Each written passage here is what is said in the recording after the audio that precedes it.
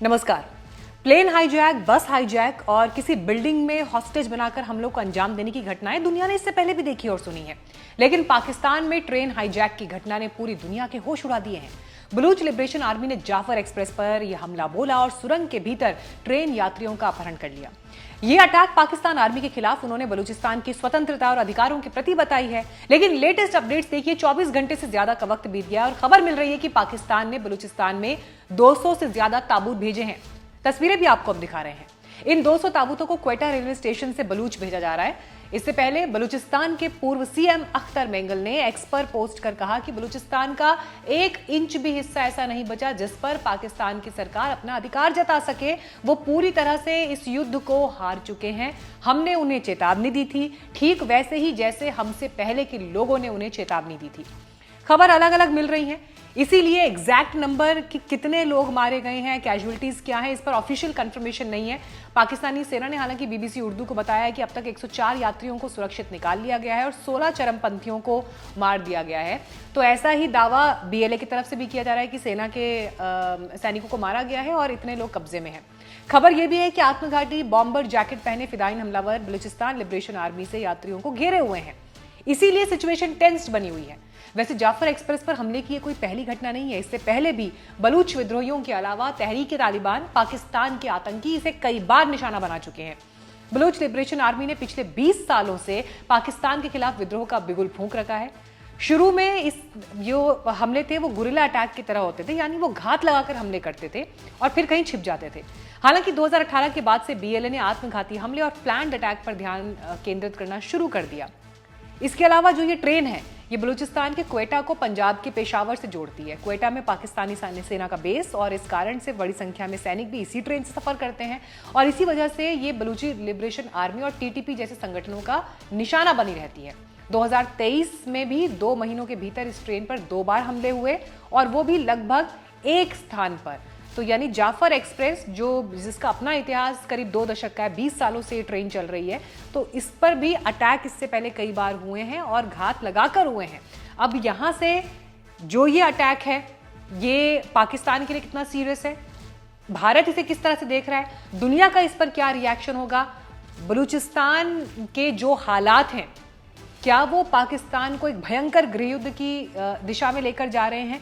तो इस घटना को लेकर इस वक्त सिर्फ हलचल पाकिस्तान में नहीं, हिंदुस्तान में नहीं, बल्कि पूरी दुनिया इसे बड़ी गंभीरता और संजीदगी के साथ देख रही है कि आखिर वहां पर हो क्या रहा है। और इस पर एक डिटेल चर्चा के लिए, इसके अलग अलग पहलुओं को समझने के लिए हमारे साथ इस वक्त खास मेहमानों का पैनल मौजूद है।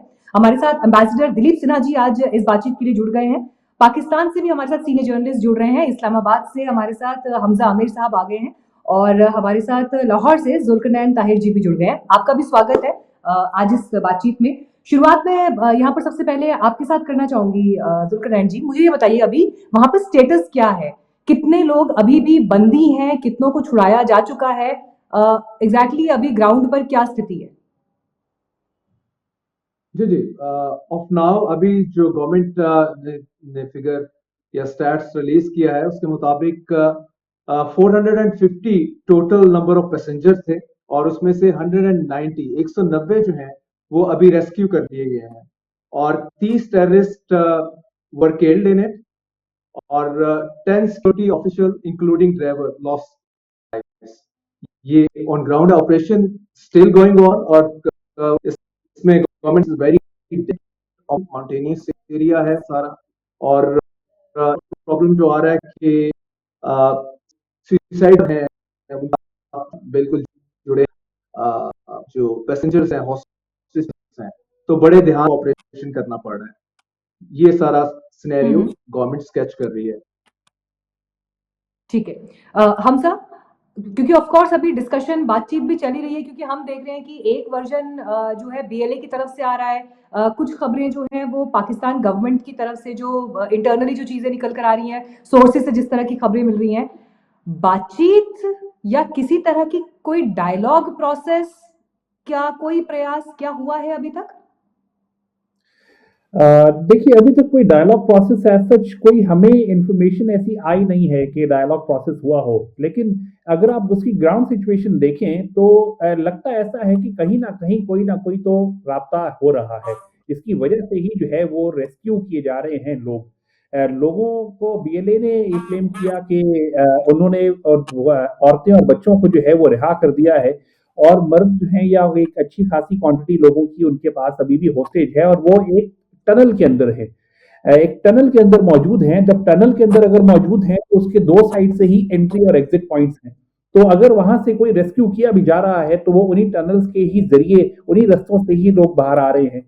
और अगर वहां पे इस तरह की कैजुअलिटी जो रिपोर्ट की जा रही है, अगर ऐसे एक साथ ही ये ऑपरेशन कंडक्ट किया जा रहा हो, एक ही पॉइंट के ऊपर किया जा रहा हो, तो लगता नहीं है ऐसा कि जो है एक साथ ही सबको नहीं छुड़ाया जा सकेगा, या एक ऑल आउट ऑपरेशन के बगैर इसके अंदर कोई रास्ता निकल सके। तो मुझे लगता है कि कहीं ना कहीं कांटेक्ट जरूर हो रहा है, और निगोशिएशंस भी इस बात के ऊपर हो रही हैं कि औरतों और बच्चों को नुकसान ना पहुंचाया जाए, उनको वापस छोड़ दिया जाए, जो लगता है कि उसी तरीके ही किया जा रहा है। साथ ही ये भी ध्यान में रखिए कि बीएलए ने ये भी कहा है, और ये हमारी सोर्सेज ने भी कंफर्म किया है, कि उनके पास 200 से ज्यादा वो लोग मौजूद हैं जिनका किसी न किसी तरीके से किसी न किसी सिक्योरिटी इदारे से ताल्लुक है, और वो पंजाब से है। यानी कि ये ट्रेन जा रही थी, ये कोयटा से पेशावर की तरफ जा रही थी, और इसमें ज्यादातर लोग वो थे, उनकी फैमिली थी जिनका ताल्लुक किसी न किसी सिक्योरिटी इदारे से था, और उनकी फैमिलीज के साथ कुछ छुट्टियों पे जा रहे थे।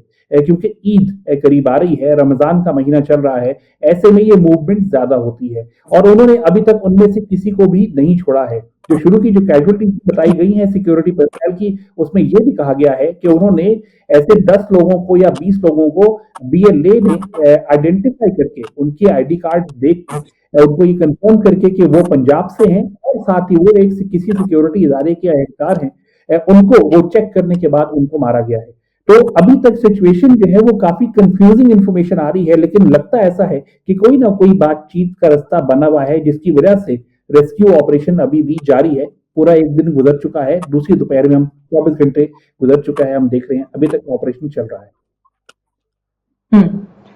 एम्बेसडर दिलीप सिन्हा जी, देखिए अभी हमने वहां पर क्या हो रहा है ये जो हमारे साथ में को पैनलिस्ट हैं उनसे जाना, लेकिन भारत तो बड़े करीब से इस पूरे घटनाक्रम को देख रहा है, और जिस तरह की अभी तक कॉन्वर्जेशन निकलकर सामने आई है, कई एक्सपर्ट्स तो अब ये भी कह रहे हैं कि टाइर एक्सप्रेस के साथ में जो हुआ है, मतलब उससे पहले और उसके बाद के आधार पर अब टाइमलाइन देखी जाएगी, इस इंसिडेंट से पहले और इस इंसिडेंट के बाद के आधार पर।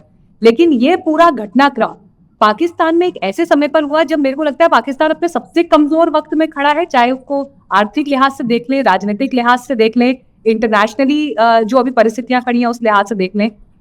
कितना डार्क डीप इम्पैक्ट ये इंसिडेंट छोड़ेगा? देखिए, ये इंसिडेंट जो है ये काफी बड़ा इंसिडेंट है, लेकिन ये ट्रेन पहले भी टारगेट किया गया है बीएलए द्वारा, पहले भी थोड़े बहुत इस पे अटैक्स हुए हैं, और बलूचिस्तान में पंजाबियों के विरुद्ध खासकर एक्शन अटैक्स हुए हैं।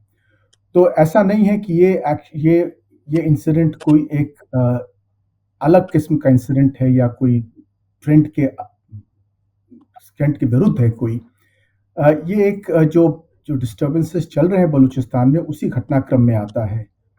और जहाँ तक पाकिस्तान की अन्य परेशानियों का है, आर्थिक परेशानियां जो हैं वो तो हैं ही, इकोनॉमिक प्रॉब्लम्स जो हैं वो तो चली रही हैं, लेकिन इतना बड़ा इंसिडेंट ये एक नई बात है, क्योंकि एक पूरी ट्रेन को हाईजैक कर लेना और 400 लोगों को बंदी बना लेना, फिर उसके बाद कुछ लोगों को छोड़ दिया है या कुछ लोग छुड़ा लिए गए हैं, उस पर शायद कोई मतभेद है, लेकिन ये मालूम है लोगों को कि इस ट्रेन में बहुत लोग पंजाब और खैबर पख्तूनख्वा से आया करते थे, और उनका कनेक्शन हुआ करता था सिक्योरिटी फोर्सेस के साथ।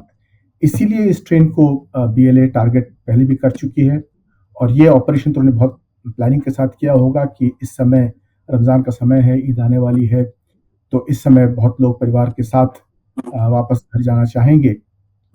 तो ऐसे में एक बहुत बड़ी तादाद में सिक्योरिटी फोर्सेस को उन्होंने पकड़ लिया है, और जैसा कि हमारे दो ये कॉरेस्पॉन्डेंट बता रहे हैं कि उनको रखा हुआ है किसी टनल में, जहां पर कि अटैक करना भी बहुत मुश्किल होता है सिक्योरिटी फोर्सेस के लिए, क्योंकि दो ही रास्ते होंगे, और टनल के अंदर किसी प्रकार की में किसी तरह का मिलिट्री ऑपरेशन करना बहुत मुश्किल होता है, specially in a hostage situation.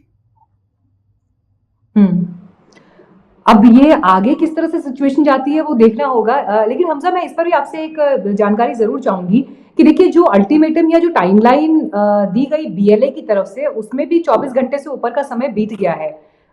Pakistan में सरकार के भीतर, अथॉरिटीज के भीतर इंटरनली क्या इस पर अभी चल रहा है, आप लोगों तक क्या जानकारियां पहुंच रही हैं? देखिए, ये बात सही है कि बीएलए ने एक डेडलाइन दी थी और उन्होंने कहा था कि एक तो ये कि जो एयर स्ट्राइक्स ऊपर से की जा रही हैं उनको रोका जाए, और साथ ही जो है अगर उनके ऊपर इस तरह से ऑपरेशन मिलिट्री करती रही तो वो आहिस्ता आहिस्ता करके तमाम होस्टेजेस को मार देंगे। लेकिन ये डेडलाइन ऐसी थी जिसका हमें भी ये आइडिया हो गया था कि वो अपने लिए टाइम गेन करना चाहते हैं। ये अटैक इतना छोटा अटैक नहीं है, ये 2025 का 2024 का भी एक बहुत मेजर अटैक है बीएलए की तरफ से, खासतौर पे बीएलए की मजीद ब्रिगेड की तरफ से। और अब ये कहा जा रहा है कि इनको भी अपने लिए एक टाइम लेवरेज चाहिए, यानी कि अब एक टनल के अंदर हैं, टनल का नाम है मशकेफ टनल, और उसमें वो हैं सारे मौजूद 400 के करीब उनके पास लोग हैं, 70 से 80 मिलिटेंट्स खुद हैं बीएलए के जो वहां मौजूद हैं, उसके अंदर मौजूद हैं। उसके अलावा उनका सपोर्ट साइट थी, उनकी सपोर्टिंग साइट के ऊपर उनकी और पॉकेट्स थे जो उनकी सपोर्ट में थे, जो न्यूट्रलाइज कर दिए गए हैं, क्योंकि 57 तकरीबन 30 तो पाकिस्तान क्लेम कर रहा है कि उन्होंने मिलिटेंट्स मार दी हैं। पॉइंट इज कि ये तमाम चीजें जो हैं ये उनके भी हक में नहीं जाती, ये जितना ज्यादा टाइम रहेगा ऐसे में जो है वो होस्टेजेस को छोड़ना और होस्टेजेस को कंट्रोल करना, एक टनल के अंदर 24 घंटे गुजारने के बाद और टाइम गुजारना बीएलए के मिलिटेंट्स के लिए भी आसान नहीं होगा। ये सिचुएशन और ज्यादा सेंसिटिव होती जाएगी। पाकिस्तान की जो सिक्योरिटी फोर्सेस हैं उनका ये मानना है कि क्योंकि ये बीएलए की मजीद ब्रिगेड है जो कि उनका सुसाइड स्क्वाड यूनिट है, तो ऐसा भी माना जा रहा है कि वहां पे जो अंदर जितने मिलिटेंट्स मौजूद हैं जिन्होंने होस्टेज बनाया हुआ है लोगों को, वो सारे या फिर उनमें से बहुत सारे सुसाइड बॉम्बर भी हों, उन्होंने सुसाइड वेस्ट पहनी भी हो। इसी वजह से उनके लिए ये ऑपरेशन करना जो है ये और ज्यादा सेंसिटिव हो जाता है और ज्यादा क्रिटिकल हो गया है कि वो किस तरीके से इस टनल के दो एंड्स के अंदर से किस तरीके से पेनिट्रेट करके उनको बाहर निकालें। और जैसा मैंने पहले कहा, यही वजह है कि शायद कहीं ना कहीं कोई ना कोई बातचीत के रास्ते एक मोड ऑफ कम्युनिकेशन चल रहा है जिसमें निगोशिएट करके कम से कम जितने लोग निकाले जा सकते हैं उनको निकाला जा रहा है, और in the mean time security forces उनकी जो सपोर्ट बेस है जो बाहर मौजूद है या जो अंदर से उनको टारगेट कर सकते हैं उसको न्यूट्रलाइज कर रहे हैं, ताकि वो जो मिलिटेंट्स अंदर मौजूद हैं वो भी सफोकेट हों और अल्टीमेटली वो अपने आप को गिव अप करने पे मजबूर हो जाए। ताहिर साहब जी, देखिए जब ये बीएलए को लेकर हम डिस्कशन करते हैं, बात करते हैं, तो जो इनकी अभी तक की पूरी हिस्ट्री है, 2000 में इनका गठन हुआ और इसके बाद यूएस ने भी इनको एक ग्लोबल टेररिस्ट ऑर्गेनाइजेशन के रूप में घोषित भी किया। पाकिस्तान आर्मी का इनके साथ, मतलब इनके ऊपर जो भी जो टसल और टकराव वाली स्थितियां हुई वो सबने देखी, लेकिन इस वक्त पाकिस्तान के भीतर इस पूरे इंसिडेंट को आम जनता, अवाम कैसे देख रही है, पॉइंट 1। और बलूचिस्तान जिस तरह के एलिगेशन पाकिस्तान पर लगा रहा है, जो आरोप शोषण के, आर्थिक रूप से हमारी अनदेखी की गई, हमको नजरअंदाज किया गया, लंबी चौड़ी वो एक पॉइंटर्स लिस्ट है उनकी बीएलए की, तो जो ये सारे बिंदु हैं उनकी तरफ से, इसे लेकर वहां इस वक्त क्या चल रहा है, क्या सोच रहे हैं लोग, इस पर किस तरह की बातें या मीडिया के भीतर किस तरह की डिस्कशन चल रही है? पाकिस्तान को लेके जो मामला चलता रहा है वो है मिसिंग पर्संस का। इनका ख्याल यही है कि इवन इसमें मीडिया में डिफरेंट वॉइसेस हैं, एवरी नाउ एंड देन जो सिविल सोसाइटी है वो भी वॉइसेस रेज कर रही है इस चीज को लेके कि भाई मिसिंग पर्सन का जो इशू है ये काफी पुराना हो गया और इसको एड्रेस होना चाहिए। बलूचिस्तान के मेजर इसमें जो टेररिस्ट के मामला हैं, अगर इसको मिसिंग पर्सन वाला मामला हल करना शुरू करें तो आप आगे चल सकते हैं, लेकिन जाहिर है उसके बाद बलूचिस्तान का पूरा एक एहसास महरूमी है, डेवलपमेंट के मामला हैं, बजट नहीं है, गवर्नमेंट उधर बजट का साइज बढ़ाए, ये फिर उसके बाद की बातें हैं। लेकिन जो गवर्नमेंट देख रही है इस सारे मामले को एज ए होल, या सिक्योरिटी फोर्सेस देख रहे हैं, उनका ख्याल यही है कि बीएलए या बाकी जो टेरर ग्रुप्स हैं इनको पूरी सपोर्ट है फ्रॉम अफगानिस्तान। अफगानिस्तान को लेके इस टाइम पाकिस्तान के हालात बहुत कशीदा है। अभी पाकिस्तान ने जो यूएस को वांटेड शरीफुल्लाह एलियस जाफर था उसको भी पकड़ के एक्स्ट्राडाइट किया है, यूएस के हवाले किया है।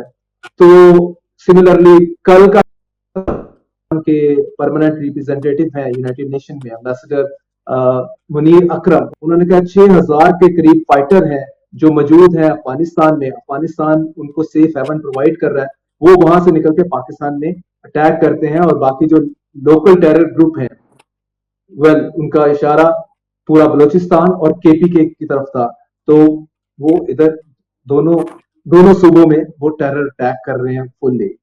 तो आगे चल के तो चीजें इसी में लग रही हैं और इसमें भी जो गवर्नमेंट ने कहा है कि ये जो बीएलए है ये अपने हैंडलर्स के साथ कनेक्टेड है अफगानिस्तान में, ये वहां से इंस्ट्रक्शन ले रहे हैं।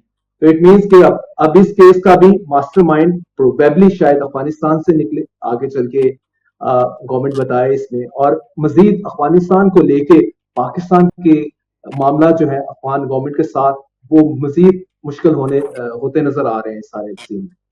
और दूसरा मैं एक और चीज बताता चलूं कि अभी स्टेट मीडिया भी एक इसमें जो है वो रिपोर्ट कर रहा है कि टनल में नहीं है, वो कहते हैं कि 3 से 4 मजीद सेफ प्लेसेस हैं या सेफ हाउसेस हैं जहां पे ये मोस्ट ऑफ द हॉस्टेजेस को ले गए हैं और सिक्योरिटी एजेंसीज के लिए चीजें मुश्किल कर रहे हैं इस ऑपरेशन को लेके।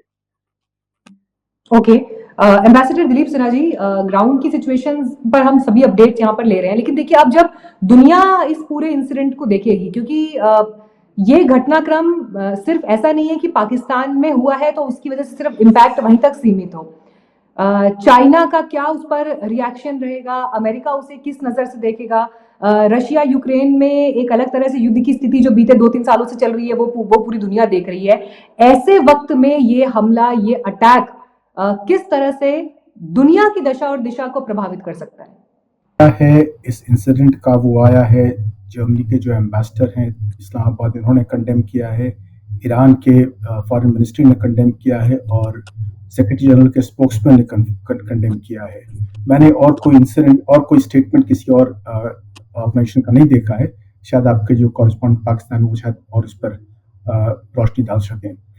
जहां तक चाइना का सवाल है, चीन के जो वर्कर्स हैं बलूचिस्तान में वो खुद टारगेट रहे हैं बीएलए के, इसलिए चीन तो इससे बिल्कुल ही नाखुश होगा, क्योंकि बीएलए वाले सुसाइड बॉम्बर्स रहे हैं जो उन्होंने ग्वादर में या कराची में अटैक्स किए हैं उनके ऊपर। बीएलए के जो ऑपोजिशन है वो एक बहुत बड़ा ऑपोजिशन है टुवर्ड्स चाइना, जो कि ग्वादर में एयरबेस जिसने बनाया है, तो चाइना एक टारगेट रहा है और पाकिस्तानी सिक्योरिटी फोर्सेस टारगेट रहे हैं, और एक ब्रॉडर रूप में जो बाहर से पंजाब से विशेषकर जो लोग आते हैं उनके खिलाफ ये एजिटेशन है। तो लेकिन इसके अलावा और फॉरेन कंट्रीज में मेरे ख्याल से इसकी बहुत ज़्यादा प्रतिक्रिया नहीं होगी, क्योंकि ये एसेंशियली एक इंटरनल मामला है पाकिस्तान का, और उसका जो इंटरनेशनल रेमिफिकेशंस हैं वो बहुत लिमिटेड है। इसीलिए मेरे ख्याल से बहुत कम देशों ने इस पर कमेंट किया है। और जहाँ तक टेररिज्म का सवाल है, पाकिस्तान में ऐसे टेररिस्ट इंसिडेंट पहले भी हुए हैं, और चूंकि पाकिस्तान में खुद ही बहुत सारे टेररिस्ट बेस्ड हैं, और अभी जो अफगान टेररिस्ट को सरेंडर किया अमेरिका को, वो पाकिस्तान में ही बेस्ड था जिसने अटैक किया था काबुल में। तो पाकिस्तान में खुद इतने टेररिस्ट बेस्ड हैं कि जब पाकिस्तान अफगानिस्तान पर उंगली उठाता है तो लोग जमा ही लेते हैं, बट ठीक है वहाँ भी आतंकवादी हैं, आपके यहाँ भी टेररिस्ट हैं, तो इससे कौन सी बड़ी बात हो गई। तो टेररिज्म को लेकर पाकिस्तान के लिए सिंपैथी दुनिया में इस वक्त बहुत कम है, और ये एक सोचने वाली बात है पाकिस्तान के लिए। इसके अलावा भारत में अभी इस घटनाक्रम को किस तरह से देखा जा रहा है, फॉरेन अफेयर्स में ये कितना बड़ा रोल प्ले करेगा, और ये मैं इस लिहाज से भी पूछना चाहूंगी क्योंकि देखिए बलूचिस्तान में जिस तरह का असंतोष दिखाई देता रहा है बीते अलग अलग वर्षों में, वहाँ के लोग जो विदेशों में बसे हैं वो भी कोशिश करेंगे इसको अलग तरह से पूरी दुनिया में एक इंटरनेशनल इशू के रूप में दिखाने की दिशा में। तो इस लिहाज से भी ये कितना अहम मामला हो जाता है सर? देखिए, कोशिश कर भी रहे हैं, लेकिन जैसे मैंने कहा कि इनफैक्ट मैं एक लाइन कोट करूंगी, क्योंकि मैं कुछ देर पहले सोशल मीडिया प्रोफाइल्स पर जब देख रही थी, तो जो बलूचिस्तान से जुड़ी हुई राजनीतिक पार्टी हैं, उन्हीं के एक मेंबर हैं जो ये लिख रहे थे कि पाकिस्तान को अब ये नहीं सोचना चाहिए कि सिचुएशन जो है हमारे कंट्रोल में नहीं है, उनके भी कंट्रोल में नहीं है। तो ये बड़े हार्श वर्ड्स हैं, बड़े स्ट्रॉन्ग शब्दों में जो है ये एक्सप्रेशन दिखाई दे रहा है। और अगर ये सोशल मीडिया पर इस तरह की बातें लिखी जा रही हैं, जो पूरी दुनिया के सामने एक पब्लिक प्लेटफॉर्म पर चीजें लिखी जा रही हैं, तो फिर ये किस तरह का इम्पैक्ट लेकर आएगा इस सब कॉन्टिनेंट में भी?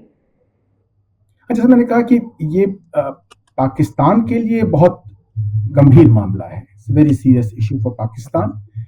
लेकिन बलोच का जो एजिटेशन है, चाहे वो पाकिस्तान में हो या ईरान में हो, उसने ऐसा रूप नहीं लिया है कि वो इंटरनेशनली एक कोई बहुत बड़ा मुद्दा हो जाए जिसपे कि लोग उस पर बहुत कंसर्न हो। बलोच एजिटेशन जो हुआ है, उसका इंटरनेशनल प्रेजेंस या इंटरनेशनल अफेयर्स पर उसका इम्पैक्ट बहुत कम रहा है। ईरान पे रहा है, ईरान पाकिस्तान के बीच में झगड़ा चला है, ईरान अफगानिस्तान के बीच में ये मुद्दा है, तो ये चलेगा। जहां तक भारत का सवाल है, भारत में कुछ लोग देख के खुश होंगे कि भाई ठीक है, पाकिस्तान में और परेशानी हो रही है, तो एक आतंकवादी संगठन और एक घटना एक और हुई पाकिस्तान में। जहां तक सरकार का सवाल है, सरकार ने कोई कमेंट नहीं किया, मेरे ख्याल से कोई कमेंट शायद करे भी नहीं, क्योंकि इस प्रकार के इंसिडेंट पर इंडिया कमेंट नहीं करता है। नॉर्मली इंडिया कोई भी टेररिस्ट इंसिडेंट होता है तो उसे कंडेम करता है, क्योंकि इंडिया कंडेम्स टेररिज्म। लेकिन जैसा कि आपको मालूम है कि टेररिज्म के प्रति जो एटीट्यूड होता है कंट्रीज का, वो अलग अलग होता है। जो कुछ टेररिस्ट इंसिडेंट को कुछ लोग फ्रीडम मानते हैं, कुछ लोग मानते हैं कि टेररिज्म है, तो वो डिस्टिंक्शन हमेशा रहेगा इन सब मामलों में। लेकिन मैं नहीं समझता हूँ कि इंडिया का फॉरेन मिनिस्ट्री जो है इस पर कमेंट करेगी। हाँ, निश्चित रूप से उसे देख रही है और जो डेवलपमेंट्स हो रहे हैं वहां पे पर उसकी नजर होगी। लेकिन पहले भी पाकिस्तान से आरोप आया है कि इंडिया उसमें इन्वॉल्व है। एक वो कुलभूषण जाधव वहां पे कैद में है पाकिस्तान में, जिस पर आरोप यही है कि वो इंडिया के रॉ का एजेंट था।